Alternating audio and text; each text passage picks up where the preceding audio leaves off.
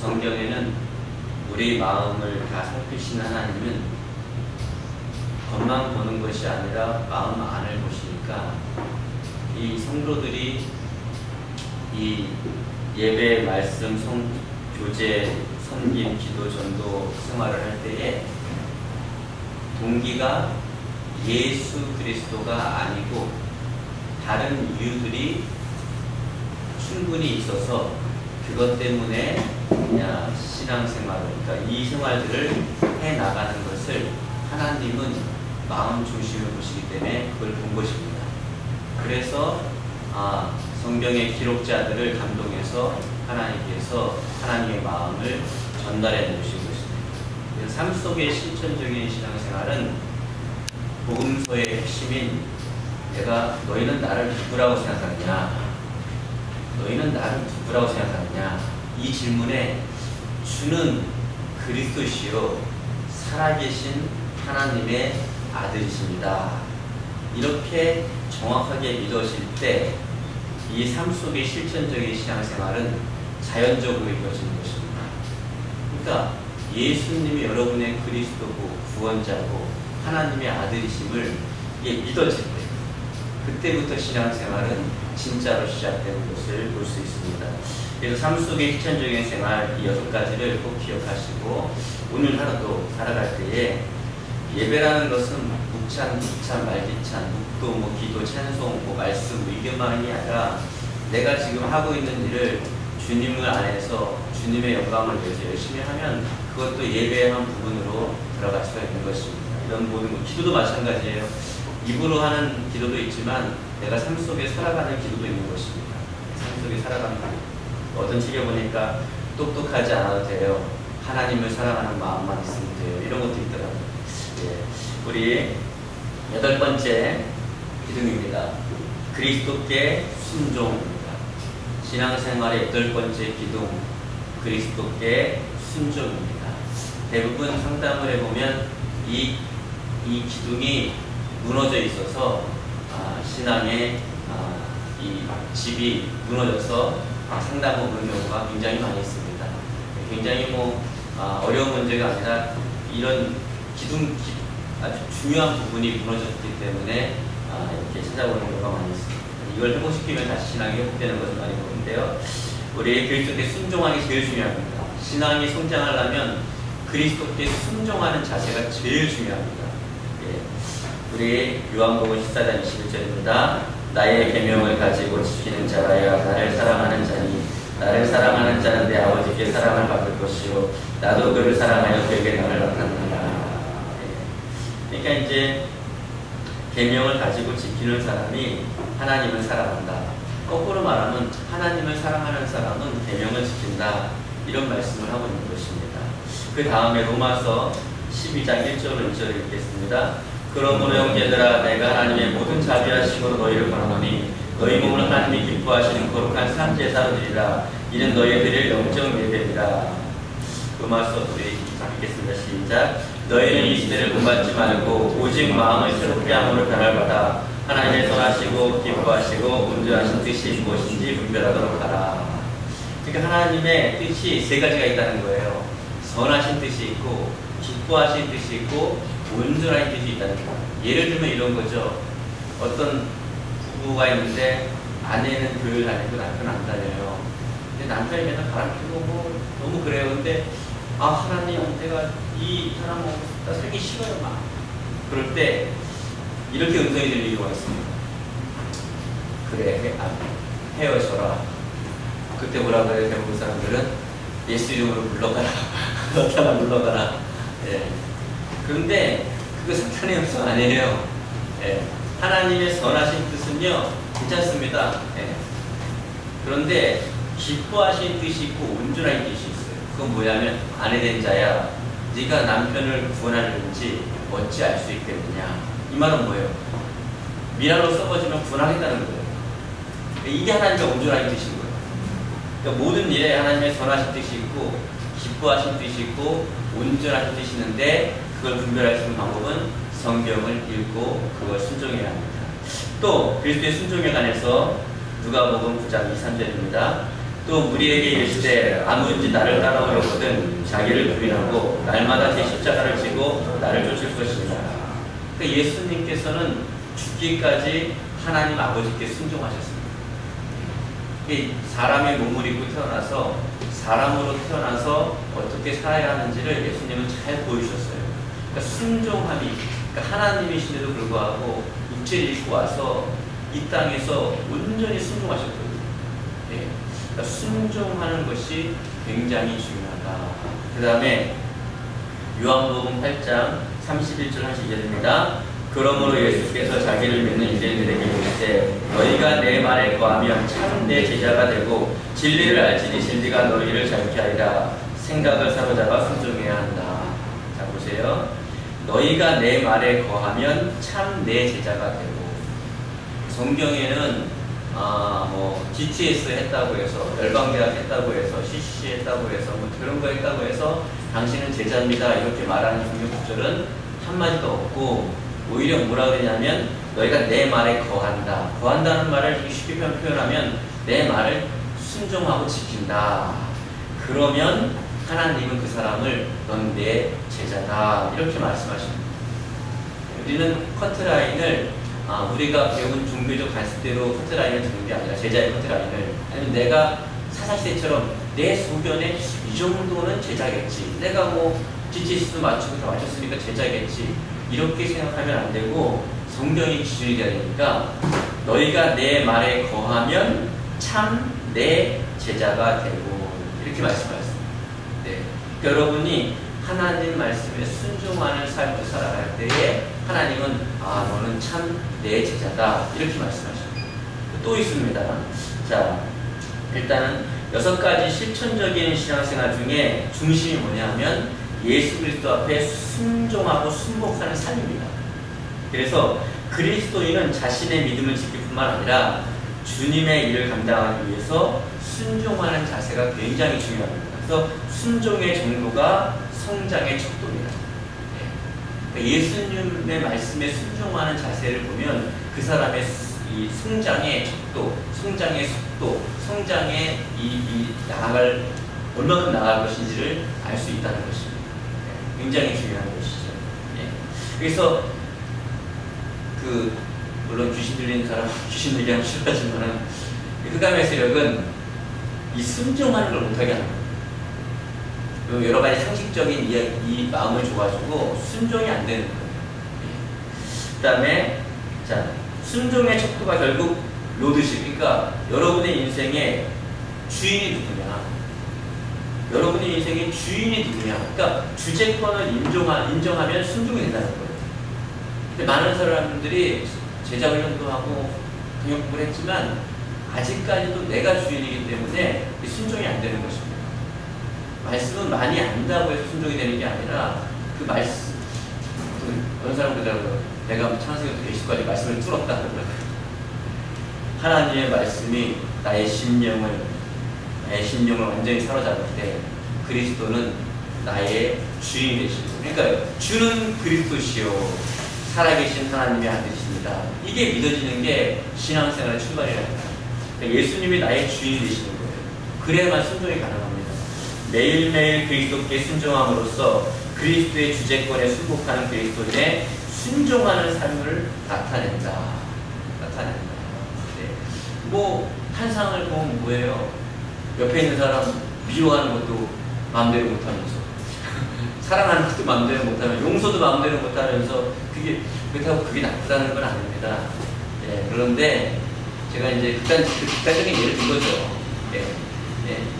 뭐 천마디 방언을 하면 뭐예요? 옆에 있는 사람 용서도 못하는 거죠.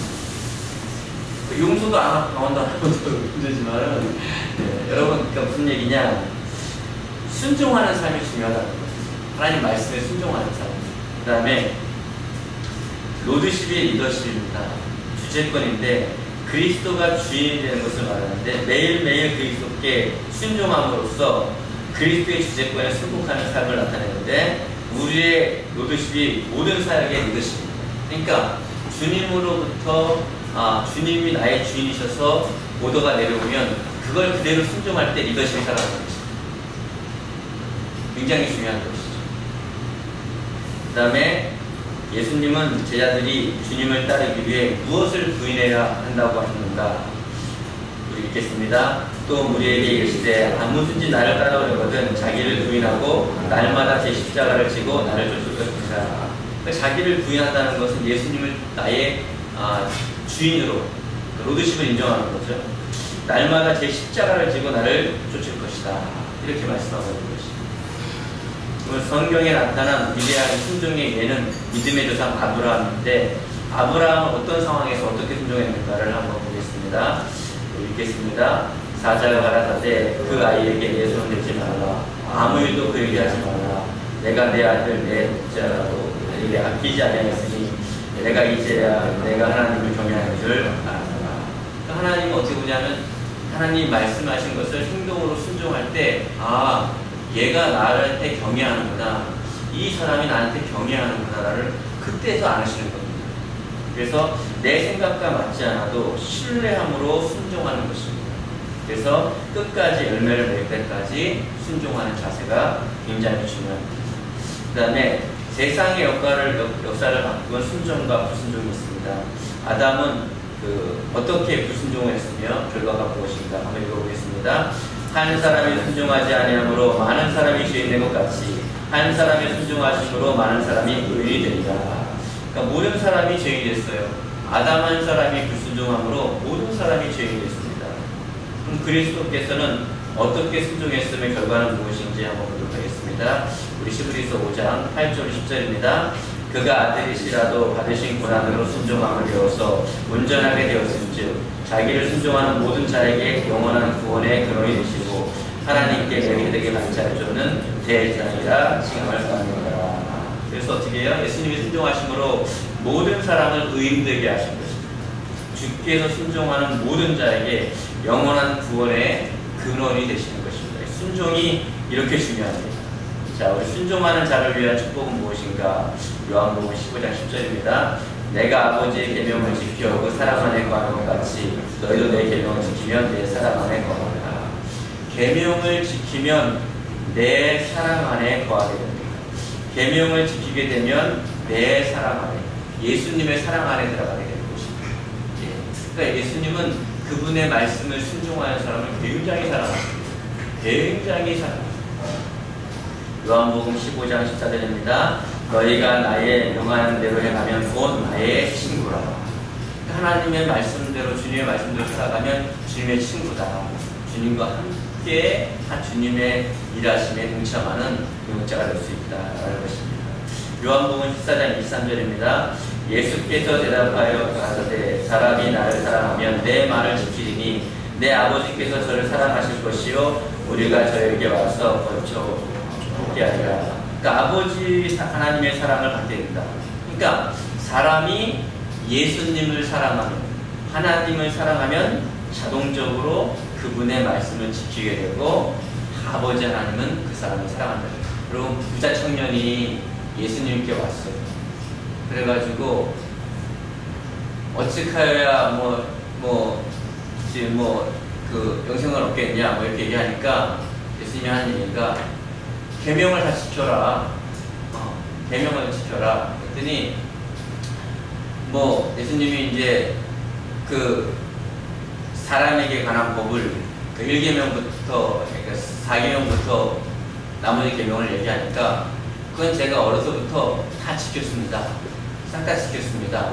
그러니까 예수님이 오히려 한 가지 부족한 거 있으니까 너 그 재산을 다 팔아서 가난한 사람에게 주고 나를 따라라. 이렇게 말씀하시죠. 네. 그럴 때 어떻게 해요? 그 장면 볼 때 예수님이 내가 어려서부터 그 계명은 다 지켰습니다. 그럴 때 한 가지 중요한 단어가 있어요. 예수님께서 그를 사랑하사 이렇게 말씀하십니다. 그를 사랑하사. 그러니까 하나님은 그의 말씀, 계명을 따라가는 사람, 지키는 사람을 사랑하시는 거예요. 물론 청년은 이제 돈이 너무 많아가지고 예수님을 따라가는 기회를 받지 않겠지만은 아무튼 그래도 그 말씀을 지켜 따라가는 사람을 주님을 사랑하려다는 거예요. 그 다음에 요한일서 2장 5절입니다. 누구든지 그의 말씀을 지키는 자는 하나님의 사랑이 참으로 그 속에서 온전케 되었나니 이로써 우리가 저 안에 있는 줄 아노라. 그래서 보세요. 하나님의 사랑이 그 사람 속에서 온전하게 된다. 이게 지금 개역 개정인데 좀 어려워요. 제가 좀 쉽게 할게요. 우리가 하나님 안에 있다는 것을 어떻게 확신할 수 있겠습니까? 우리 자신을 들여다볼 때 참으로 하나님께서 원하시는 대로 살고 있다고 말할 수 있겠습니까? 그분이 말씀하시는 것을 실천하지 않는 사람은 거짓말을 하고 있는 것입니다. 하나님의 말씀을 실천하는 사람들은 더욱더 하나님을 사랑하는 일을 익히게 됩니다. 이것이 바로 여러분이 정말 하나님을 알고 있느냐 아니냐를 분간하는 방법입니다. 하나님을 알고 있는 사람은 그의 말씀을 지킨다고 성경은 기록하고 있습니다. 그런데 교회를 다니는데 성경을 전혀 읽지 않아요. 그리고 말씀을 듣지 않아요. 골라 들어요. 그래서 그는 신앙을 다시 한번 점검해 봐야 합니다. 그 다음에 우리 삶 속의 신앙인 삶 속에서 이 6가지를 실천하며 살아가려면 그럼 어떻게 해야 하는가? 또 하나 심령선전 9번째 기둥입니다. 바로 묵상의 시간입니다. 그럼 묵상 그러면 자꾸 큐티 생각해요. 묵상 시간은 큐티로 제한하지 않습니다. 우리 특히 한국교회만 있는 현상이에요. 한국교회는 묵상 그러면 큐티밖에 모르더라고요. 아 묵상 그러면 큐티 이게 그렇지 않습니다. 예. 큐티 제한되지 않습니다. 여러분 큐티를 잘해야 됩니다. 묵상을 하려면 일단은 성경 전체를 알아야 할 수 있습니다. 어떤 그 학생이 이제 고3인데 내가 이제 그래도 공부를 열심히 하다 보니 신앙에 소홀할 수 있으니까 1월달부터 큐티를 열심히 해야겠다. 그리고 큐티책을 샀어요. 열심히 했어요. 이제 11월달 가서 수능 시험을 봤는데 안타깝게 떨어진 거예요. 얘가 뭐라 그러냐면 전 떨어질 줄 알았어요. 그러면 어떻게 제가 큐티를 하는데 본문이 가로지다가 몸에다 죽더라고요. 근데 그거 보면서 나 이거 안 되겠구나. 근데 여러분 그거 아십니까? 1월달에 큐티를 처음 시작하면 수능 시험 볼 때쯤 가로지다가 항상 몸에다 죽습니다. 항상. 그 무슨 말이에요? 지금 큐티를 어떻게 하고 있는 거예요? 성경 전체를 내가 알고 그 부분에 들어가야지 부분만 알고 해석하면 이게 완전히 이상하게 되는 겁니다. 예. 그러니까 그때 자기 상황에 맞춰가지고 그 본문을 갖고 어떤 분 성교사를 나왔어요. 실패하고 돌아왔는데 저를 만났는데 어떤 말씀이 다가와서 나갔으니까 했더니 주님 내가 여기 있사오니 나를 보내줘서 그 말씀 갖고 나가야 되는 거예요. 내가 기겁을 했습니다. 그 말씀을 갖고 나갈 때 어떤 마음으로 나갔습니까? 그랬더니 나가가지고 그 종족들을 자기가 원하는 종족들을 다 좀 구원시키고 좀 이렇게 그 종족들을 좀 이렇게 주님께로 인도하고 싶은 열망이 있어가지고 나가야 되는 거예요. 근데 그 말씀을 가지고 나갔으면은 그 종족들을 다 예수님 못 믿게 하는 사명입니다. 네. 그게 이사야를 부른 것은 전도하라고 부른 게 아니라 귀를 막아버리고 눈을 막아버리고 하나님 모르게 하려고 부른 건데 그 부르심인데 말만 가만히 들어보면 전도하라고 부른 것 같죠. 당신은 하나님이 성교사를 부른 게 아닙니다. 그러니까 잘못 교체하면은 엉뚱하게 간다니까요. 전체를 여러분 묵상을 하시기 전에는 성경 전체를 무난하게 여러분이 좀 아셔야 돼요. 깊이 있게 알 필요도 없어요. 그냥 무난하게. 예. 그러니까 각 권을 누가 언제 어디서 왜 무슨 이유로 썼는가만 알면은 절대로 딴 데로 이렇게 가지 않습니다. 예수님을 믿으면 하나님의 자녀가 됩니다. 하나님의 자녀에게 주어진 특권은 하나님과 직접 사랑의 교제를 나누는 축복입니다. 하나님은 말씀으로 자녀된 우리에게 다가오십니다. 그래서 이 묵상의 시간은 하나님과 교제하는 시간이에요. 그러므로 모든 성도는 말씀을 통해서 하나님의 음성을 듣고 기도로 대답하며 교제하는 것입니다. 물론 하나님의 음성을 들을 수 있지만 말씀을 통해서 하나님의 음성을 듣고 기도로 그걸 답하는 거예요. 하나님과 교제가 깊어질수록 아름다운 관계가 지속되고 큰 축복을 누릴 수 있게 되는 것입니다. 그래서 말씀과 기도로 주님과 개인적으로 만나고 대화하며 교제하는 시간이 바로 묵상의 시간입니다. 성경 말씀을 통해서 하나님은 자기 말씀하시고 그 말씀에 대해서 우리는 기도하며 대화하는 것이죠. 물론 할 수도 있지만 경건의 시간입니다. 하나님과의 교제의 시간, 인격적인 대화의 시간입니다. 그 묵상의 시간이 왜 중요한지 한번 알아보겠습니다. 이 말씀을 한번 보겠습니다. 시작. 아침에 나로 주의 인자한 말씀을 듣게 하소서. 내가 주를 의뢰하리이다. 나의 다닐 길을 알게 하소서. 내가 내 영혼을 주께 받듭니다.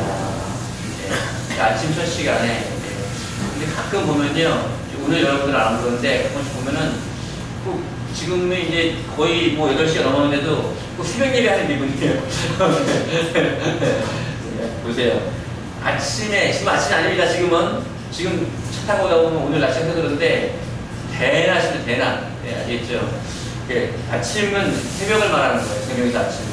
네, 저희가 이제 새벽 예배 하는데 깜짝 놀랐어요. 제가 새벽 예배 인도하다가 이제 자녀들을 재워놓고 이제 오잖아요. 그런데 우리 아들딸이 교회까지 걸어온 거예요. 새벽에. 깜짝 놀라가지고 봤어요. 나중에 집사님 얘기하는데 애들이 걸어오더래요. 그랬더니 새벽 예배 5시죠? 그래요. 그랬더니 새벽 예배 한번 가보려고요. 그래가지고 이제 거기를 이제 온 거예요. 와가지고 막 이렇게 하더라고요. 안 껴고 그냥 왔는데 그 새벽이 바로 아침입니다. 그러니까 그 새벽 시간에 주의 인자한 말씀을 듣게 하셔서 그 인자한 말씀이라는 말은 무슨 말이냐면 내게 듣기에 좋은 말이 아니라 내가 다닐 길을 모르는 거예요. 다닐 길이라는 의미를 아시겠죠? 내가 나아갈 방향이죠. 내가 나아갈 방향을 모르겠는 거예요. 어떻게 선택해야 할지 모를 때 인자한 말씀이라는 건 선택하는 데 있어서 내가 바른 길로 갈 수 있도록 들려오는 그 말씀을 인자한 말씀이라는 거예요. 하나 좋은 말이 아니라 나에게 필요한 말씀을 들려오겠다. 그 말을 하고 있는 것입니다. 그래서 하나님의 음성을 듣는 시간이에요. 저는 균형을 잡습니다. 물론 기도하는 가운데 하나님이 직접 들리기도 합니다. 음성을. 하지만 사실 더 강조해야 되는 것은 성경 말씀을 통해서 음성이 들려오는 것이 가장 중요합니다. 저희 교회도 예언자학교 하는데요. 오시는 분들 보면 자체적으로 난다긴다 하시는 분들이 계죠. 아니, 예언을 하신다고 하시는 분들은 난다긴다 하는 걸 아니겠어요? 그런데 예언자학교에 가장 중심이 있습니다. 이게 뭐냐 하면 당신에게 들리는 하나님의 음성이 성경 말씀에 있으면 믿어라. 하지만 당신에게 들리는 음성이 아무리 강력해도 성경 말씀에 없으면 버려라. 여러분, 영들 분별의 연사랑 분별해보세요. 어떤 분이 예언 연사가 있어요. 주일날 교회를 가려고 이제 막 이런 분들이 기도 많이 하는데도 그래서 막 1시간 전에 기도를 하는데 음성이 들리는 거예요. 너는 오늘 교회 가지 말고 집에서 기도해라. 이렇게 음성이 들렸어요. 그러면 아멘 해야 돼요? 물러가라 해야 돼요? 네. 이거는 왜 그러냐면 아무리 내적인 음성이 들려도 기록된 완성된 계시를 넘어설 수 없습니다. 이걸 넘어설 때요 사람이 이상해지는 거예요. 저 사람 신앙 이상하다 이렇게. 왜냐하면 말씀을 넘어서 그래요. 그러니까 성경 말씀보다 자기에게 들린 음성이나 체험을 더 강조할 때 그 사람의 신앙은 완전히 이상해지는 거예요. 절대 그렇게 하시면 안 됩니다. 어떠한 음성이라도 어떠한 체험이라도 성경 말씀을 넘어설 수 없어요. 여러분, 계시는 완성됐습니다. 66권으로 완성이 됐어요. 그 안에서 하나님은 말씀하십니다. 그 안에서 하나님은 전능하신 거예요. 그러니까 여러분, 성경책을 피시고 하나님의 음성을 듣기를 바랍니다. 더 나아가 하나님의 음성이 직접 들려오기도 바래요. 하지만 성경을 피세요. 그리고 그 가운데서 나에게 말씀하신 하나님의 음성을 꼭 들어야 돼요. 감동적으로 사는 게 아닙니다. 여러분, 항상 감동을 받고 살아요. 어떤 분은 그러더라고요. 왜 안 움직였더니 감동이 아직 안 와서요. 믿음으로 움직여라. 그렇죠? 물론 그것도 나쁜 건 아닙니다. 훌륭한 거지만 감동적으로 사는 게 아니에요. 하나님 말씀으로 살 수 있기를 주님의 이름으로 축복합니다. 그러니까 말씀을 들고 다녔어요. 그리고 내 성경이 하나 있어야 돼요. 거기다가 메모도 할 수 있는 내 성경이 하나 있어요. 그리고 어떤 분은 그러더라고요. 해설이 하나도 없는 거 보내더라고요. 그래서 왜 그러세요? 그랬더니 해설이 없는 걸 읽어야 제대로 읽죠. 그러더라고요. 제발 그러지 마시고 해설이 많은 걸 갖고 다니시기 바랍니다. 제발요. 스터디 바이블 많이 있잖아요. 그렇죠? 뭐 위클리프라도 많이 있죠. 네. 많이 있잖아요. 요즘 그 번역된 거 있잖아요. 그 미국에서 제가 미국 갔을 때 그때 그게 한창 유행했는데 ESV 성경 있죠? 바이블, 스터디 바이블. 그거 좋습니다, 굉장히. 여러분, 그 정도만 다 알아도 여러분 신앙할 거 아니니까. 그 정도만 다 알아도 한국교회 이단은 밟으실 데가 없습니다. 그 정도만 다 알아도. 예. 목회자는 이제 그보다 훨씬 더 많이 알아야겠죠. 예. 사실, 그러니까 그걸 잘 전체적으로 아셔야 됩니다. 그 다음에, 우리 시편 25편 14절입니다. 우리 읽겠습니다. 시작. 여호와의 친밀하심이 그를 경외하는 자들에게 있으며 그의 언약을 그들에게 보이시도다. 아멘. 그러니까 친밀하게 중요해요. 여러분 신앙생활의 핵심이 뭐예요? 하나님하고 친밀한 거예요. 네. 그러니까 성경을 펴시고 성경을 통해서 읽는데 성경 해설 없는 거 읽으면요 여러분 마음대로 해하니까 원장님 뭐 예수교 하나 다 돌리시죠. 네. 아무튼 여러분 월급 많이 하시니까 주소가 하든지 사세요. 그래가지고 주소 성경 많이 있잖아요. 위클리프도 있고. 그래서 그 해석하고 같이 읽으세요. 그래서 성경을 읽으면서 하나님과 친밀해져요. 읽으면서 끝나는 게 아니라 그걸 삶에 적용할 때에 하나님의 도우심을 경험하며 호흡이 되면서 친밀해지는 거죠. 그 주소 성경 제가 볼 때 여러분 연봉 따지면 비싸지 않습니다. 별로 안 비싸요. 가난한 분들은 비싼데 여러분한테 안 비싸니까 하나 사보세요. 예. 그 다음에 우리 디모데후서 3장 17절입니다. 읽겠습니다. 시작. 하나님께서는 이 성경을 통해서 우리를 모든 면에서 온전하게 하시고 남에게 착한 일을 할 수 있는 사람이 되도록 해주십니다. 성경을 왜 읽냐? 성경을 통해서 우리를 모든 면에서 온전하게 한다는 거예요. 하나님 보일 때 온전하게 하고 남에게 착한 일을 한다. 착한 일이라는 범위는 도덕적인 선한 일도 있고 또 구제의 선한 일도 있고 또 영적인 스피리추얼 파워로 착한 일을 해주는 그런 일도 있는 것입니다. 그래서 균형을 잡아야 되고 그래서 전인적인 신앙 성장과 성숙을 가져옵니다. 성경을 알지 못하고서는 그 사람 절대 성장하지 않습니다. 체험만 가지고는 성장하지 않아요. 왜 체험이 굉장히 많냐? 그 중에 어떤 부류는요, 이것 때문에 그렇습니다. 왜 체험을 많이 하게 하냐? 성경이 하나님의 말씀이라는 것을 그 사람이 깨닫게 하려고 성경 안에 있는 걸 자꾸 체험하게 하는 거예요. 여러분, 성경 말씀 안에서 풍성한 체험이 있기를 축복합니다. 성경 말씀을 붙드셔야 돼요. 잘 붙들고, 그래서 성경 말씀을 읽고, 그래서 요즘에는 개혁개정을 제가 잊지 마세요. 미안해요. 그렇죠. 성서 공동회의 미안해요. 근데 개혁개정을 읽으면 못 알아들어요, 여러분, 진짜. 네. 여러분, 하나님의 모든 말씀은 예가 되나니, 그로써 안림함이 없이 다 예가 되느니라. 뭔 말이에요, 이게?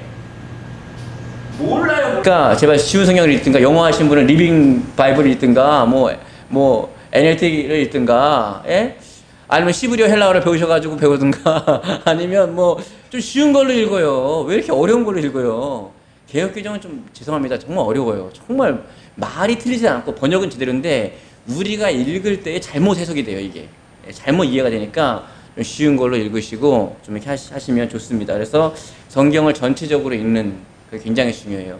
강해 설교가 참 좋습니다. 좋은데 중요한 건 뭐냐 하면 강해 설교는요. 여러분이 그 교회를 다니면서 평생 동안 그 창세부터 계시까지 알려면요. 잘못하다가는요. 구약 절반 하다가 인생 끝납니다. 구약 절반 하다가 인생 끝나요. 왜냐하면 이게 강해서 결혼하게 되면은 구약 절반 하다가 다 맞추지도 못합니다, 이게. 예. 그런 면이 좀 있어요. 그런 면이 좀 있고 어디 갔더니 창세기 하나를 하는데 3년을 하더라고요. 그러면 10권 하려면 30년 걸리잖아요.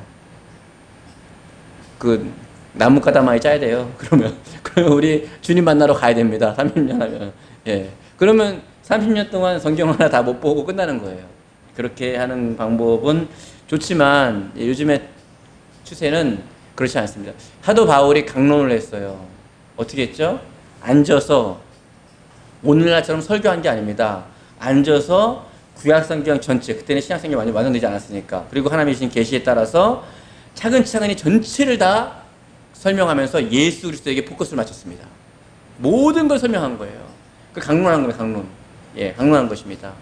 그러니까 그렇게 사실은 돼야 하는데 많이 좀 바뀌었죠. 여러분 성경을 잘 묵상하시고 또 하나님의 음성을 성경을 통해 들으시고 성경을 통해서 여러분이 온전하게 자라나고 착한 일을 많이 할 수 있기를 주님의 이름으로 축원합니다. 그 누가 뭐라고 뭐 예언을 하고 뭐 하는 사람이 뭐라 그래도요 영들 분별의 은사가 없어도 돼요. 저 말이 성경 말씀에 있으면 무조건 그게 진짜는 가짜는 믿어버리세요. 그럼 역사 일어나니까. 그 누가 말을 해도 성경에 없으면요 무시하십시오. 성경에 없는 건 싹 다 무시하십시오. 그러면 올바른 신앙생활을 할 수 있습니다. 기도하겠습니다.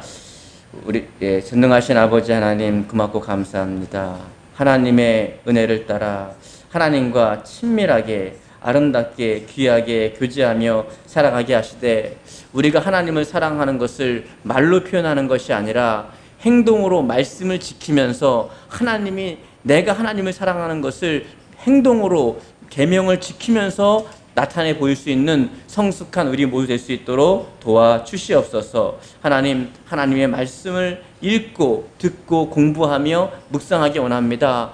우리 기쁨병에 속한 모든 이들이 하나님의 말씀을 듣고 공부하고 읽고 묵상해서 온전한 하나님의 자녀로 성장하고 착한 일을 많이 할 수 있는 거룩한 하나님의 백성 될 수 있도록 도와주시옵소서. 예수님의 이름으로 기도드립니다. 아멘.